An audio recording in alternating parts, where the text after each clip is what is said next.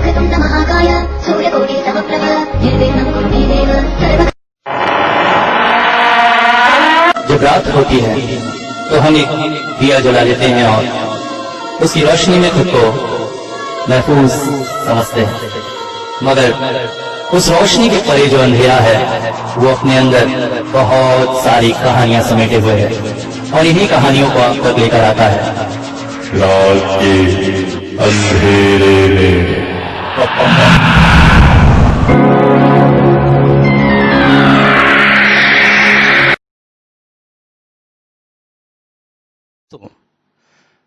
दोस्तों सब्सक्राइब करिए आवाज चैनल को, जहां संगीत ही पूजा है, और सुनिए नई नई उभरती प्रतिभाओं के गाए हुए गाने। और इसके साथ साथ अगर आप भी हमसे जुड़ना चाहते हैं तो हमें भेजिए अपनी गायकी की रिकॉर्डिंग और जुड़िए आवाज चैनल से।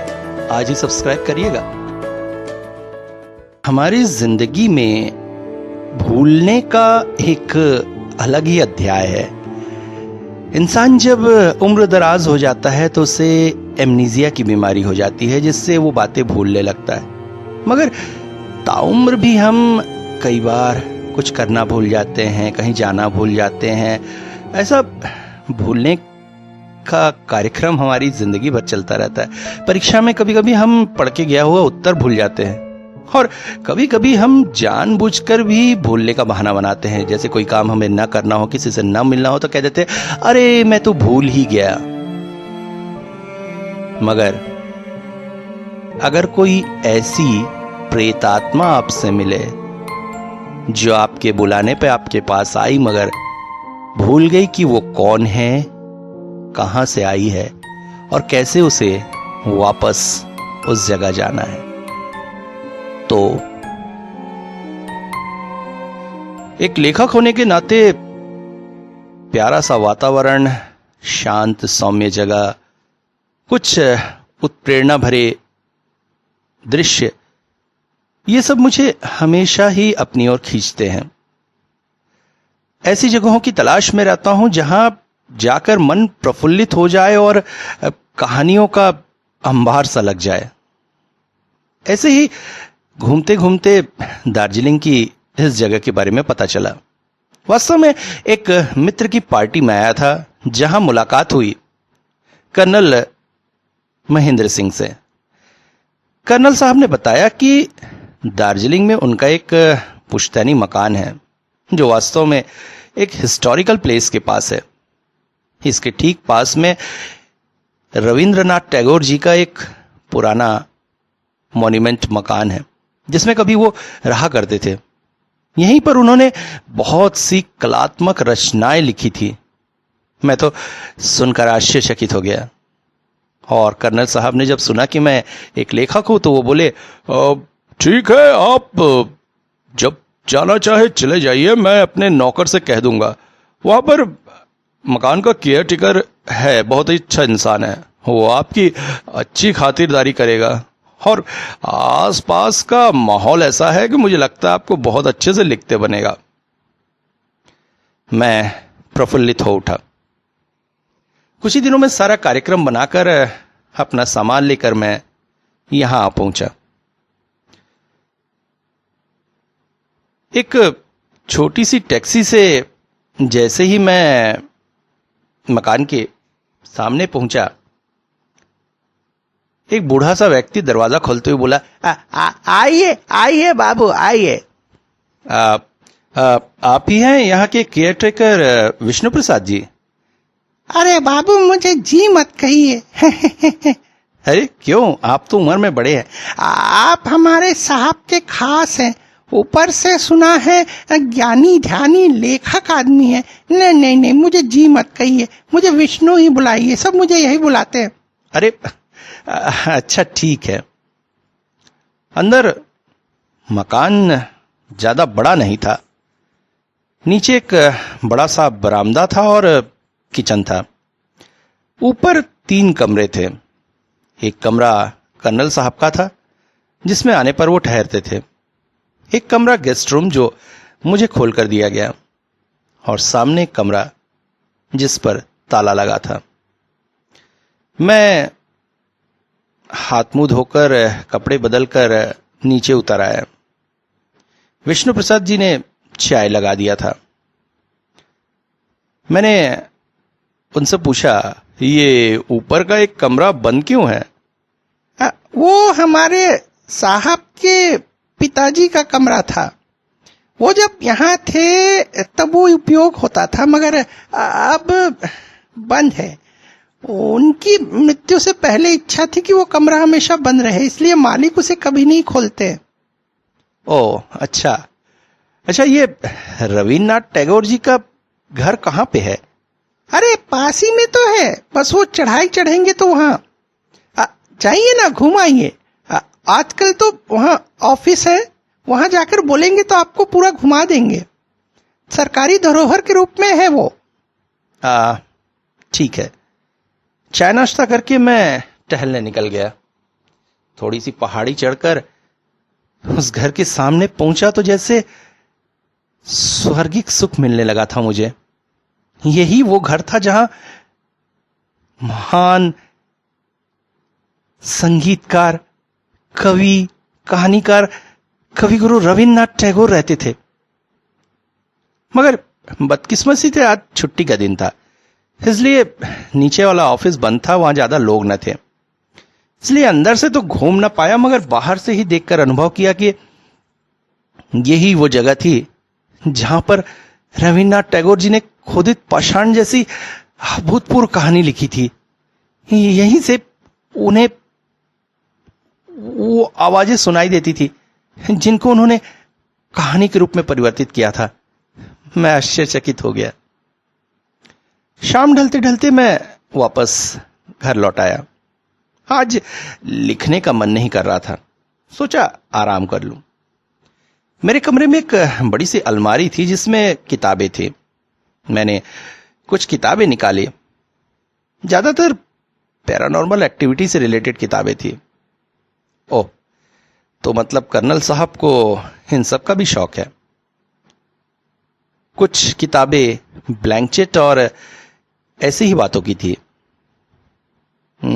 तो मतलब साहब ब्लैंक चेक वगैरह भी करते थे। रात के खाते समय मैंने विष्णु से पूछा, तुम्हारे साहब ब्लैंक चेक वगैरह में बहुत विश्वास रखते हैं क्या?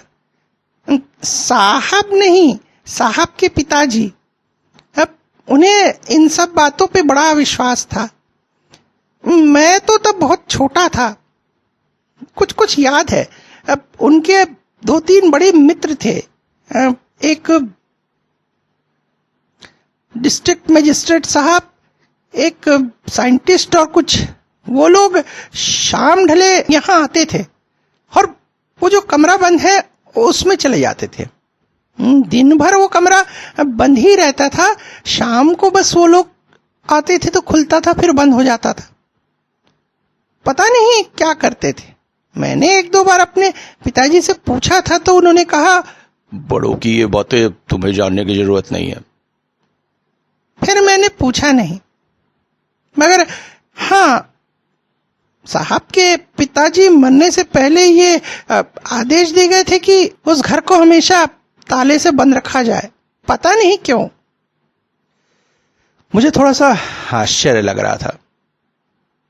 तभी अचानक कर्नल साहब का फोन आ गया। हेलो कर्नल साहब, नमस्कार। सब कुछ ठीक ठाक तो है? कोई तकलीफ तो नहीं है? अरे नहीं। हाँ, आपके ये विष्णु बहुत ही अच्छे हैं, खाना तो कमाल का बनाते हैं। हाँ, बहुत सारी पैरानॉर्मल एक्टिविटी की किताबें हैं यहाँ। मुझे लगा था आपकी नजर उन पर पड़ेगी। पिताजी को इन सब पर बड़ा अविश्वास था। ये कमरा क्यों बंद है? पता नहीं, पिताजी के समय से ही वो कमरा बंद है। उनका आदेश था कि वो कमरा बंद रहे, इसलिए मैंने हमेशा उसे बंद ही रखा है। अब उन्होंने अपने अनुभव एक डायरी में लिख रखे थे। वो डायरी उस कमरे के अंदर है, आप चाहे तो उसे पढ़ सकते हैं। मैं विष्णु को बोल दूंगा, वो आपके लिए कुछ देर के लिए कमरा खोल देगा। अरे बहुत बहुत धन्यवाद, मुझे बड़ा लाभ होगा इससे। एक नया विषय पैरानॉर्मल एक्टिविटी पर मुझे मिल रहा था, मैं ये मौका कैसे छोड़ सकता था। अगली सुबह विष्णु ने कमरा खोल दिया। और मुझे दिन के समय ही लालटेन हाथ में देते हुए बोला, अंदर बहुत अंधेरा है, आप ये लालटेन लेकर जाइए और संभल कर जाइएगा बाबू, मुझे कुछ अच्छा नहीं लग रहा है। कमरा अंदर से खाली ही था। बीच में एक टेबल और 4 चेयर रखे थे, कुछ पेपर्स और एक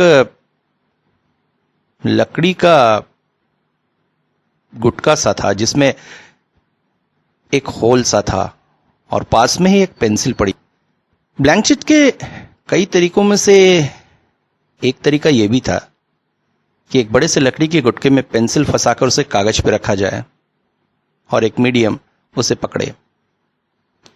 आत्मा जब उसके शरीर में आती है तो वो गुटका मूवमेंट करने से पेंसिल से शब्द लिखाते हैं। कमरा बहुत सालों से बंद होने की वजह से एक अजीब सी बांस थी कमरे में, मगर कमरा वैसा गंदा नहीं था। तभी मुझे वो डायरी दिखी। मैंने उसे खोला। अंदर बहुत ही सुंदर अक्षरों से लिखा हुआ था, मुझे पैरानॉर्मल एक्टिविटी में काफी इंटरेस्ट है और मेरे इन मित्रों से जब से मुलाकात हुई है तब से ब्लैंक शीट पर हमारा भरोसा बहुत बढ़ गया है। सुना था रविन्द्रनाथ टैगोर जी भी ब्लैंक शीट करते थे। उनके पुत्र का देहांत होने के बाद वो तो जैसे टूट से गए थे। ब्लैंक शीट के जरिए वो अपने पुत्र से बात करते थे, यहां तक कि मजली भाभी से भी वो ब्लैंक शीट से बातें किया करते थे।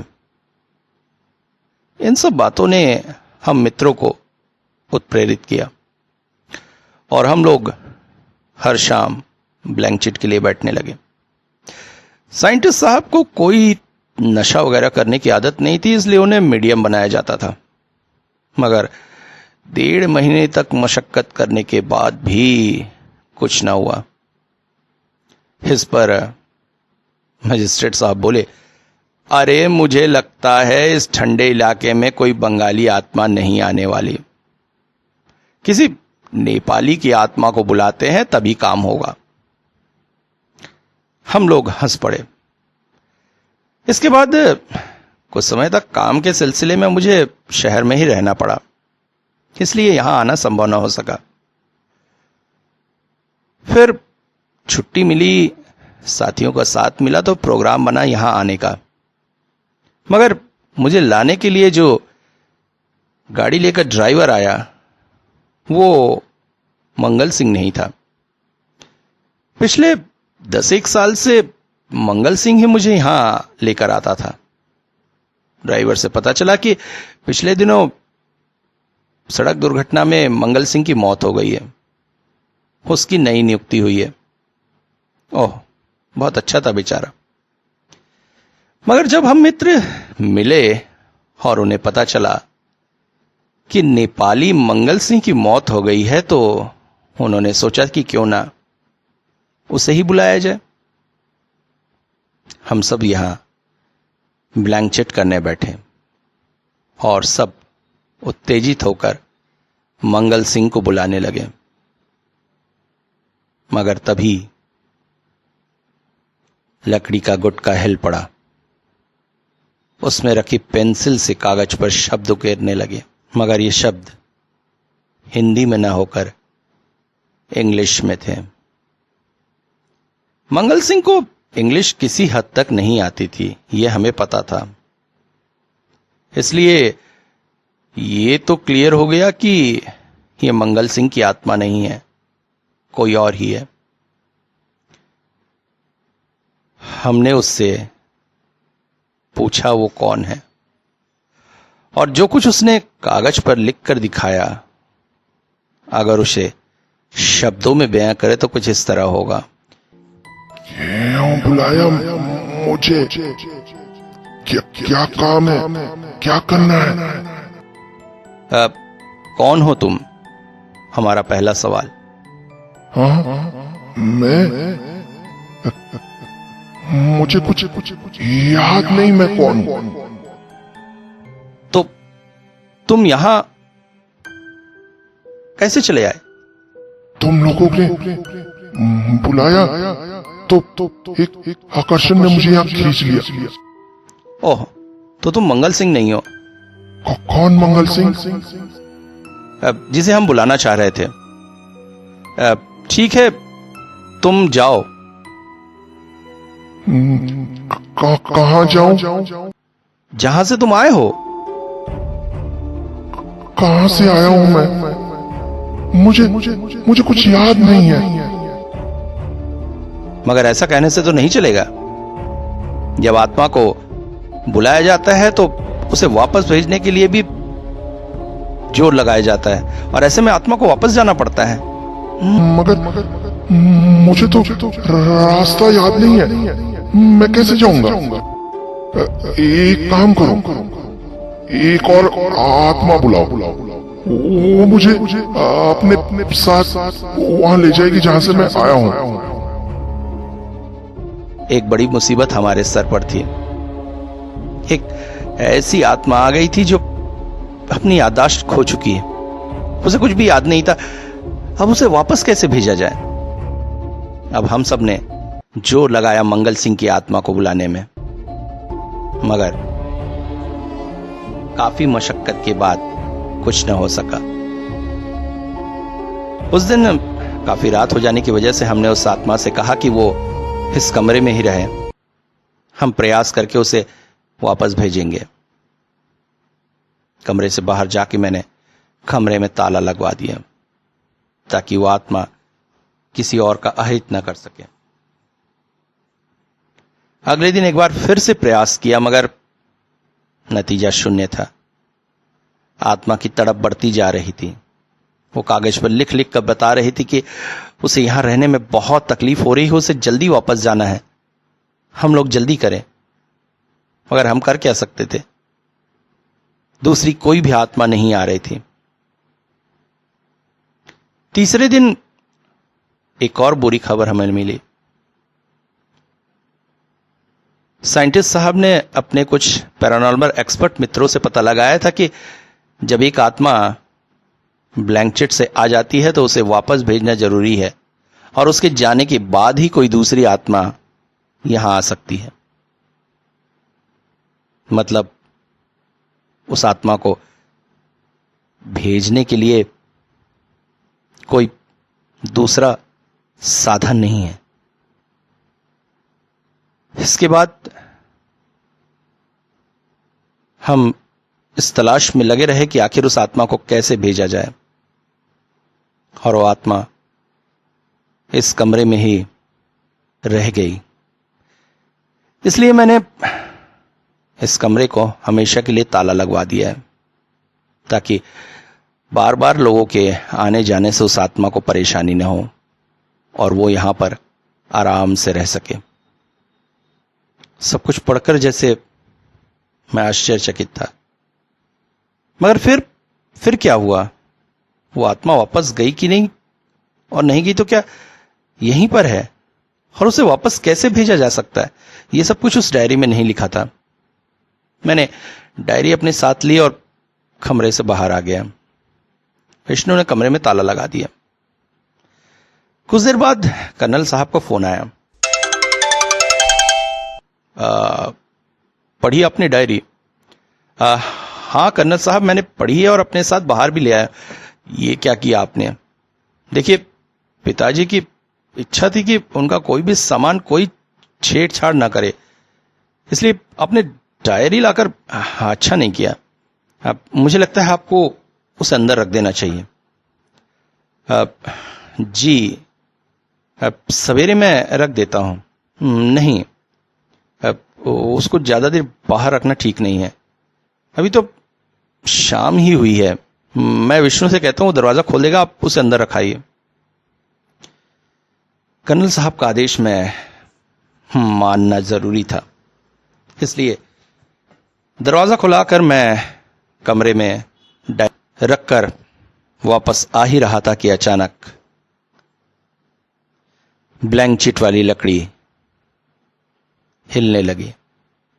मुझे समझ में आ गया कि उस कमरे में जो कोई भी है वो मुझसे कुछ कहना चाहता है। मैंने उस लकड़ी को हाथों से पकड़ा। वो गति करके इंग्लिश में कुछ शब्द लिखने लगी, जिनका वर्णन इस प्रकार है।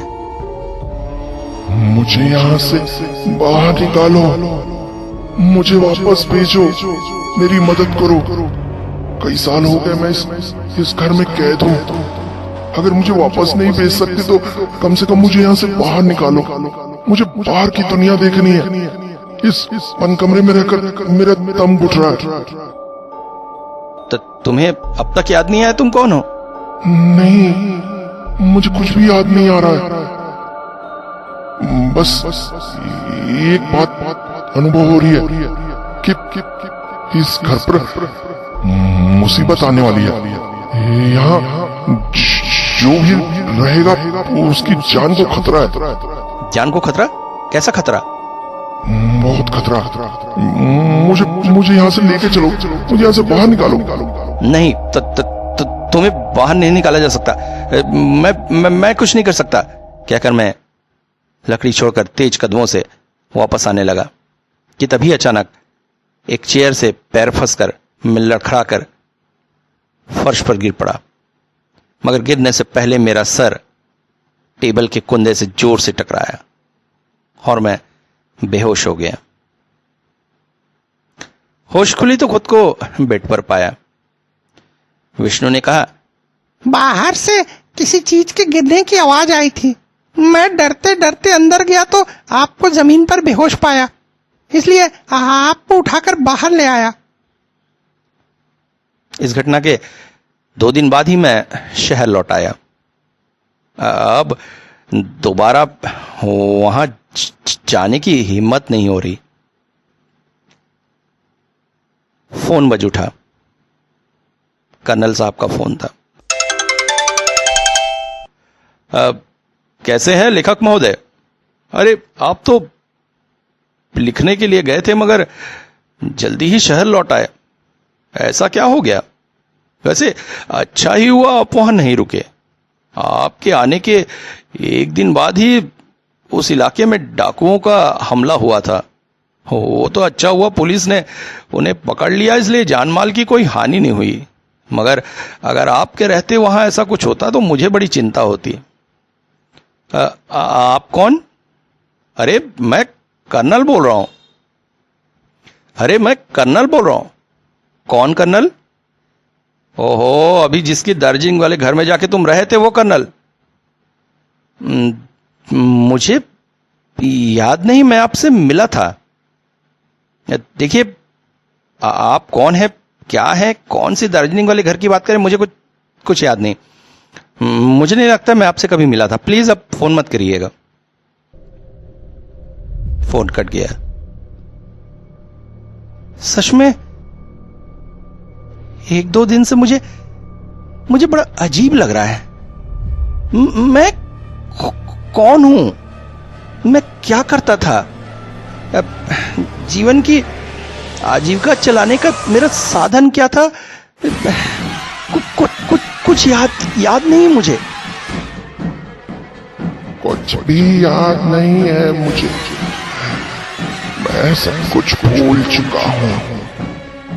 मैं वापस नहीं जा सकता, मगर उस कमरे में बंद होकर इतने साल बिताना मेरे लिए बहुत मुश्किल था। मुझे बाहर की दुनिया में आना था, बाहर की दुनिया देखना था, इसलिए वीर मेरे कब्जे में है, इस पर मैं रहूंगा।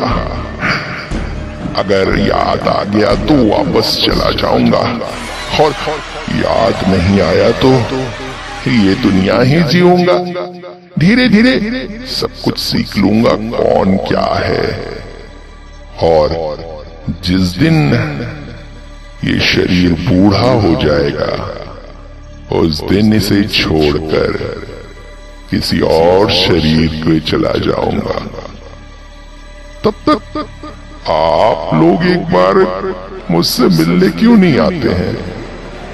हो सकता है आप ही मुझे बता दें मैं कौन हूं, या फिर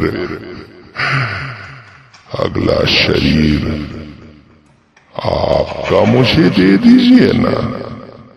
अभी तो मुझे हजारों साल तक जीना है, जब तक याद नहीं आता है कि मैं कौन हूं और कहां से आया हूं।